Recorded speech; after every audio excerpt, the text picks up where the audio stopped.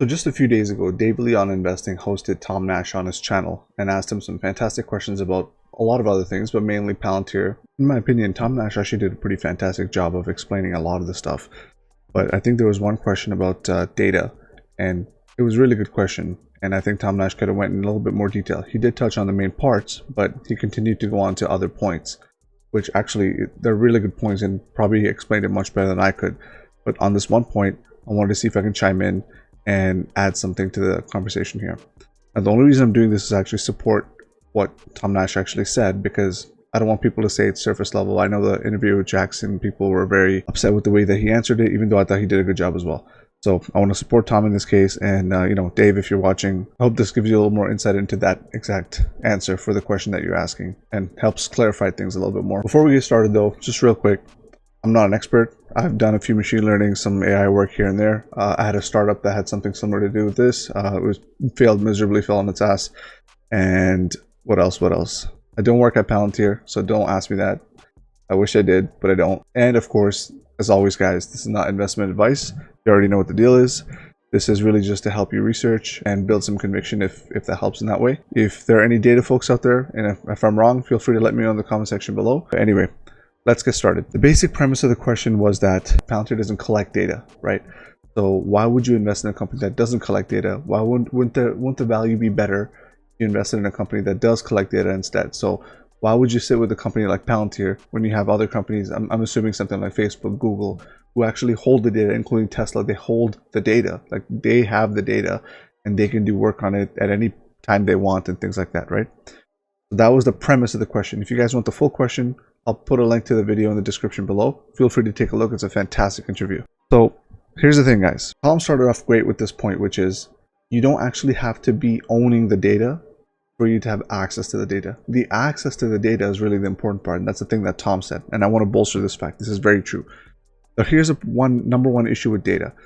Data is only going to increase, right? Especially if you're a growing company, if you're a company that has a lot of verticals, if you're a company that is especially consumer facing, which Palantir is not, but it's one of those things that data generally would just always grow. And as data grows, you're going to incur costs like storage costs and all these other things that involve actually holding the data physically. A lot of times companies will have to retire some of the data. You'll have like a 7-year policy or something like that, in which you'll have 7 years that is readily available. The rest of it will go into some sort of long-term storage. Amazon Glacier, for example, is one of them, which is kind of like a storage solution. Makes it cheaper for you to hold data long-term, but it's not accessible very readily, okay? But there's costs associated with having lots of data, especially when you own it, number one. So Palantir does not have to do that at all, really. They're not worried about like holding the data and stuff. The second point I'm trying to make is going to touch on another question that Dave asked, which is another good one, which is in a future that we're going to, which is AI and ML based, right? Why wouldn't you want, in the same sort of light, to invest in companies that hold the data firsthand?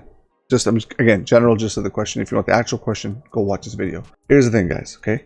Palantir is actually getting a favor done to them by these companies that are signing contracts with them. The thing about AI that people don't understand is it's not just like, a little bit of data and then boom, AI. There's a lot of in between. Actually, the in between is the most important part.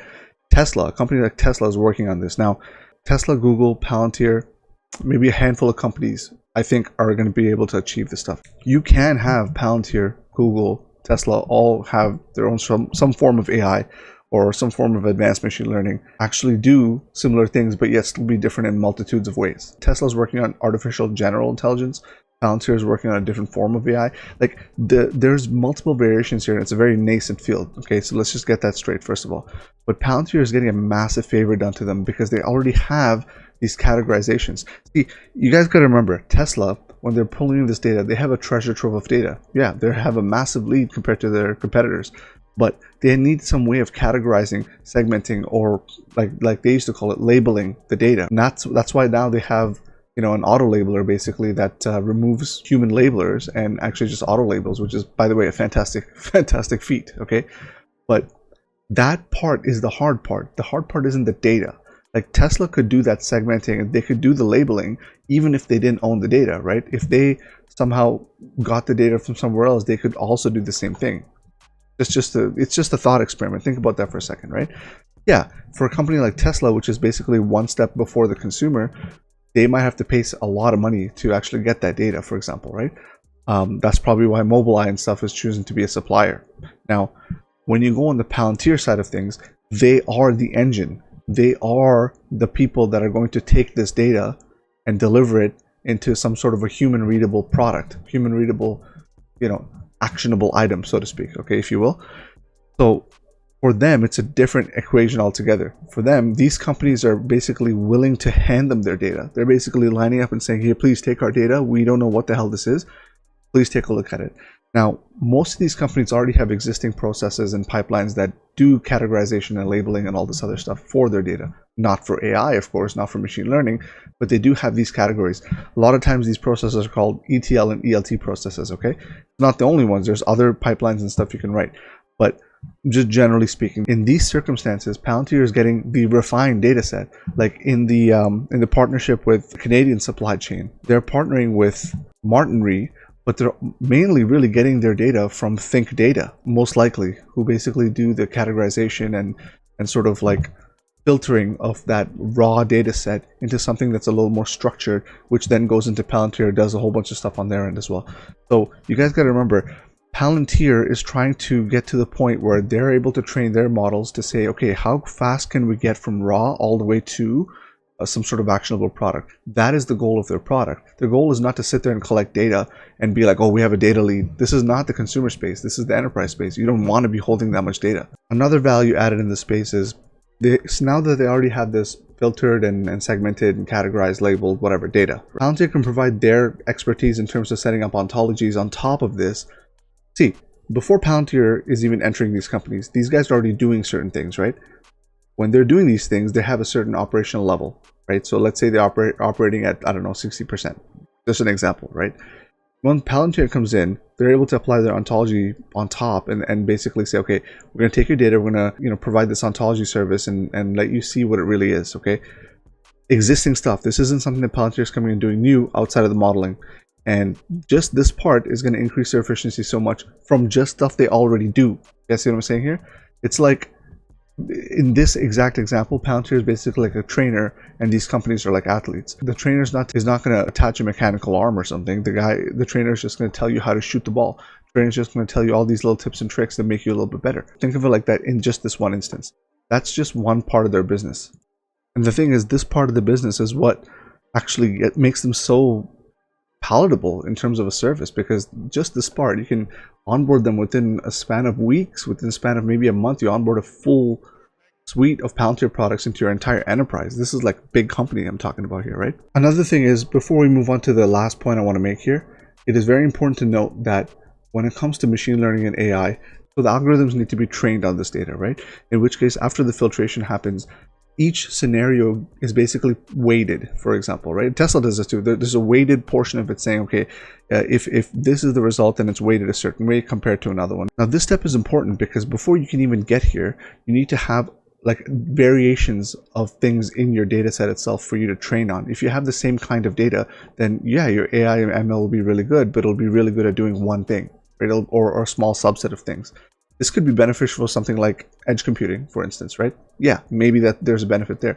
But the whole idea is that you need multiple categorizations, and Palantir actually has this advantage if you think about it. This is one of the things that you would want to invest in a company like Palantir over a company that has lots of data. Now, the only competitor to this, by the way, is probably Google, because they have multiple different lines of businesses that all have data being sucked in. So they have the ability to train on an enterprise level, on a consumer level for all different kinds of data sets. Those guys are serious. But when it comes to Palantir, they're partnering with all sorts of different companies. Hyundai with shipping, Merck with supply chain, Martin Re with another supply chain, Airbus with Skywise. Like, there's multitudes of different kind of partnerships and probably more coming down the pipeline, right? So all of these guys, it's very important to keep in mind, these companies all store data in a completely different way. Sure, there are similarities based on the type of business that they're in, but to be very honest with you, those similarities end from a very simple categorization perspective. The types of databases they use might be similar, or something like that, right? But the schema and how their internal business operates could be vastly different. So the data sets that Palantir would see, even if it's the same product being deployed to a different company in the same chain, the same kind of group of companies, they could be looking at vastly different kinds of data sets. And this is a massive advantage. it's both, it's a double-edged sword. It could be an advantage and a disadvantage. If your product isn't good enough to actually distinguish and act fast, be able to train fast, model fast, all these different things in this scenario, you're dead in the water. But Palantir is taking this risk, right? They're saying, okay, we can address a broad range of different company types and different lines of businesses, really, right? And we can absorb that data and help provide actual value in terms of an actionable item to the analyst or to the final end, whoever's making that decision.